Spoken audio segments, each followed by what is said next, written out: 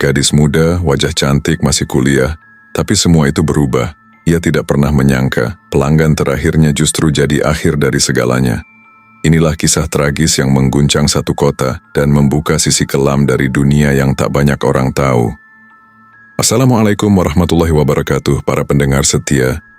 Selamat datang di channel yang akan membawamu menelusuri lorong-lorong gelap kehidupan. Di sini kita menyajikan kisah-kisah nyata dan horor misteri yang terkadang begitu mencekam. Dan kali ini, kisah yang akan kita angkat adalah tentang seorang mahasiswi cantik yang harus bertahan hidup dengan cara menjadi wanita penghibur. Namun sayangnya, kehidupannya itu harus berakhir naas di tangan pelanggannya sendiri. Apa motif di balik aksi gelap ini dan bagaimana akhir dari kisah tragis ini?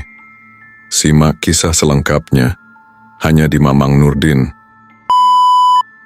Vanessa Gita merupakan wanita muda yang berusia 23 tahun. Dia adalah anak kedua dari pasangan Kupong dan Martina yang bekerja sebagai pemulung. Feni ini tinggal di sebuah rumah sederhana yang terletak di Jalan Pemasyarakatan, Tulung Batuan, Kelurahan Tanjung Harapan, Kota Bumi Selatan, Lampung Utara.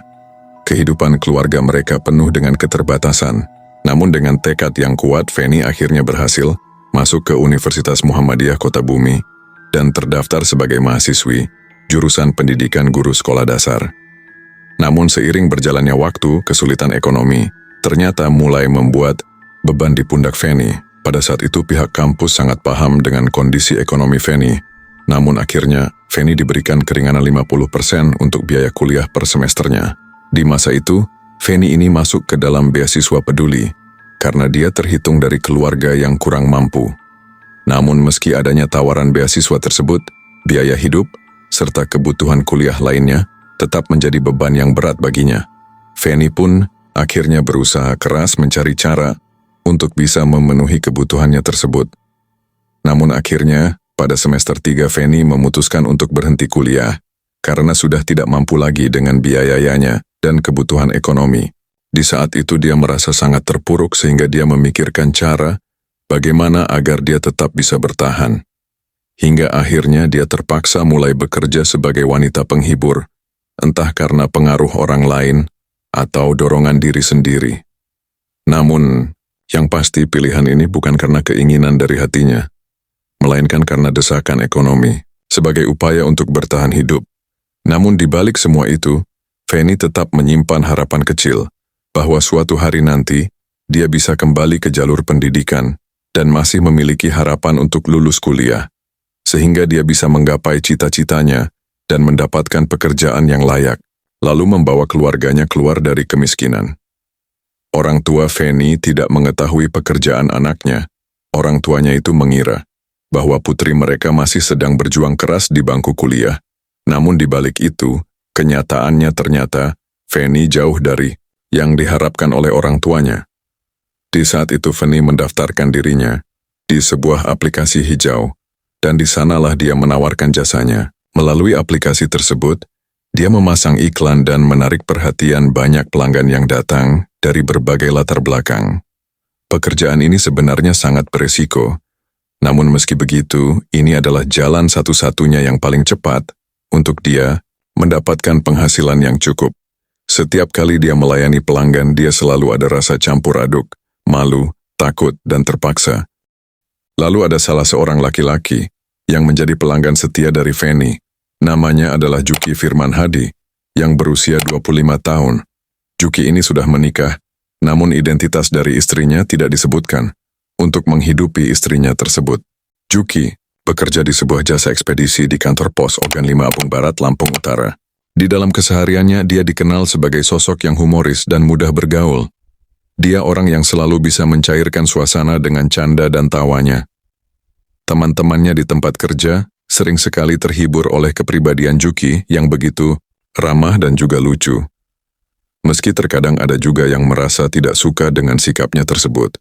Meskipun dikenal sebagai pria yang baik dan humoris, tapi Juki ternyata menyimpan sisi lain yang tidak diketahui orang, yaitu dia merasa adanya kekosongan di dalam hidupnya yang tidak bisa diisi hanya dengan bergaul bersama orang-orang sekitar. Juki di saat itu mulai mencari pelampiasan di luar. Dia juga sering bermain aplikasi hijau untuk mencari hiburan sesaat bersama wanita penghibur. Dan dari sanalah, akhirnya Juki bertemu dengan Feni melalui aplikasi tersebut. Awalnya dia hanya berniat ingin mencari hiburan sekali saja. Namun setelah bertemu dengan Feni, Juki merasa sangat nyaman dan tertarik untuk kembali lagi. Setiap kali mereka bertemu, Juki ini semakin terikat dengan Feni, meski dia tahu bahwa hubungan ini hanya bersifat transaksional. Pada awalnya hubungan, mereka tampak biasa saja. Tarif yang ditawarkan oleh Feni kepada Juki juga sangat masuk akal, makanya di satu waktu, Juki kembali memesan Feni lagi. Sebenarnya ada salah satu teman Juki yang mengetahui kebiasaan Juki yang bernama Sutri Dewi. Hal ini dikarenakan setiap kali Juki memesan Feni, dia sering sekali menggunakan kamar kos milik Sutri. Lalu sementara itu, pada suatu malam, Feni sempat berpamitan kepada ayahnya. Saat berpamitan, Feni ini berbohong. Dia mengatakan kepada ayahnya jika dia ada keperluan penting, dan tanpa curiga sedikit pun, ayahnya pun mengizinkan Feni untuk pergi. Singkat cerita, Juki dan Feni akhirnya bertemu. Namun, entah mengapa, Feni ini enggan melakukan hubungan seperti biasanya, sehingga dia malah memberikan layanan intim yang lain kepada Juki. Pada awalnya Juki menolak, dia ingin melakukan hubungan seperti biasanya, yaitu hubungan badan. Namun di saat itu Feni tetap menolak, dan Feni memaksa ingin memberikan layanan yang lain. Akhirnya karena Feni memaksa, Juki pun mau tidak mau menyetujuinya, karena pada saat itu di dalam bayangannya, tarifnya juga bakal ikut berkurang apabila layanannya tidak seperti biasa. Dan singkat cerita, mereka pun melakukan hubungan tersebut. Setelah Juki merasa puas, Feni pun langsung bersiap-siap untuk segera pulang. Dia takut orang tuanya khawatir, kemudian Feni pun meminta bayaran kepada Juki dengan nominal 500.000. Mendengar tarif yang diminta oleh Feni, Juki langsung heran mendengar jumlah tarif yang sama saja, padahal layanannya berbeda. Feni di saat itu mencoba memberi penjelasan. Ia tetap menagih bayaran sesuai dengan harga yang sudah ditetapkan. Dan kalau Juki tidak mau membayar dengan tarif yang biasa, dia akan teriak supaya orang-orang mendengar. Mendengar perkataan tersebut, Juki merasa marah dan kesal. Dia juga sangat panik dan diliputi amarah Juki, kemudian mengambil tasnya. Lalu saat dia buka tas tersebut, ternyata di dalam tas itu ada sebuah badik. Tiba-tiba dia menggenggam badik tersebut, lalu dia bawa menuju ke arah Feni. Tanpa berpikir panjang, tiba-tiba saja dengan teganya, dia menggorokkan badik tersebut pada leher Feni sebanyak berkali-kali. Entah apa yang membuat Juki jadi kesetanan, padahal obrolan tersebut masih bisa didiskusikan. Feni pun sontak berteriak minta tolong. Namun tidak ada yang mendengar teriakannya. Sehingga membuat Feni akhirnya meninggal dunia. Juki yang di saat itu benar-benar dalam kondisi emosi, sama sekali tidak merasa panik. Setelah memastikan Feni tewas, Juki langsung menyeret tubuhnya ke kamar mandi dan meninggalkannya di sana, dalam keadaan yang bersimbah cairan merah. Di saat itu Juki melarikan diri ke desa Neglasari, Kecamatan Abung Barat, sambil membawa uang serta barang-barang milik Feni. Di sisi lain, orang tua Feni mulai merasa khawatir. Pasalnya malam itu, Feni sempat berpamitan yang hanya sebentar. Namun hingga tengah malam dia belum kunjung pulang juga. Dan hal ini membuat keluarganya panik. Lalu keluarga berinisiatif menanyakan keberadaan Feni kepada kerabat dan teman-teman dekat Feni. Namun tidak ada satupun yang mengetahui keberadaannya. Seketika pihak keluarga merasa khawatir, namun mereka tetap berpikir positif sambil menunggu kepulangan Feni. Tapi hasilnya Feni tidak kunjung pulang.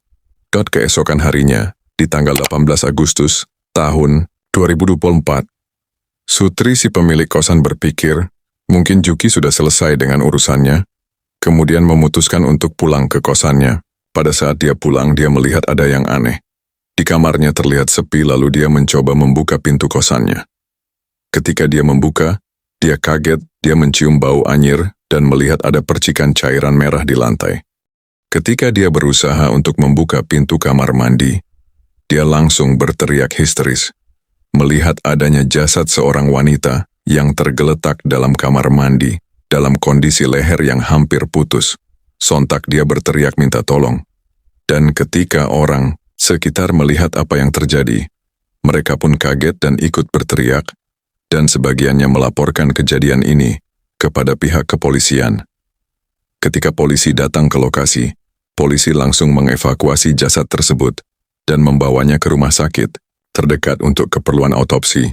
Sementara itu, anggota kepolisian lainnya terus melakukan penyelidikan dan olah TKP. Di sana mereka sempat menginterogasi beberapa orang untuk dimintai keterangan. Dan pada saat itu, Sutri sang pemilik kontrakan menjelaskan kepada pihak kepolisian kalau kontrakannya tersebut dipinjam oleh temannya yang bernama Juki. Mendengar pernyataan tersebut, polisi langsung melakukan penyelidikan dengan menyusuri CCTV, mencari fakta dari kasus ini. Dan benar saja beberapa jam kemudian, pihak kepolisian berhasil mengantongi identitas pelaku, yang tidak lain adalah Juki. Polisi pun langsung memburu keberadaan Juki, yang mana akhirnya Juki pun berhasil ditangkap di daerah Neglasari, Kecamatan Abung Barat. Meskipun awalnya Juki sempat melawan dan kabur, namun pihak kepolisian berhasil melumpuhkan dia dengan menggunakan timah panas yang mengenai kaki sebelah kanan Juki, hingga akhirnya dia pun berhasil diamankan. Selain itu, pihak kepolisian juga mengumpulkan beberapa barang bukti, dan setelah hasil identifikasi korban, keluarlah identitas dari korban yang bernama Feni. Saat itu polisi langsung mengabari pihak keluarga Feni, dan pihak keluarga yang mendapatkan laporan tersebut.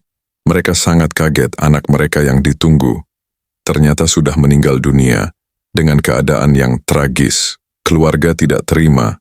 Mereka meminta agar pelaku segera dihukum mati. Lalu pihak keluarga segera menuju ke rumah sakit untuk memastikan bahwa jasad itu benar Feni. Ketika keluarga Feni sampai di rumah sakit, isak tangis mereka tidak bisa terbendung. Mereka juga semakin sedih setelah mengetahui kalau Feni meninggal karena dieksekusi oleh pelanggannya. Orang tuanya yang kaget dan sesih karena mereka tidak tahu jika Feni berusaha bertahan hidup dengan cara bekerja sebagai wanita penghibur.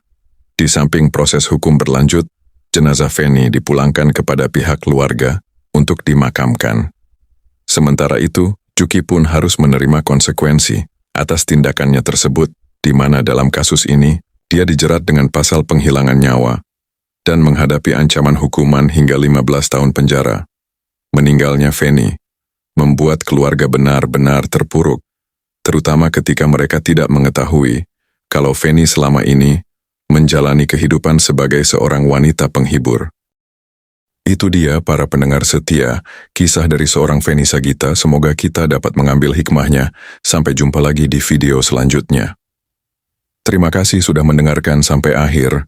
Dunia ini penuh misteri yang belum tentu bisa dijelaskan oleh logika, tapi satu hal yang pasti, kisah-kisah itu benar-benar pernah terjadi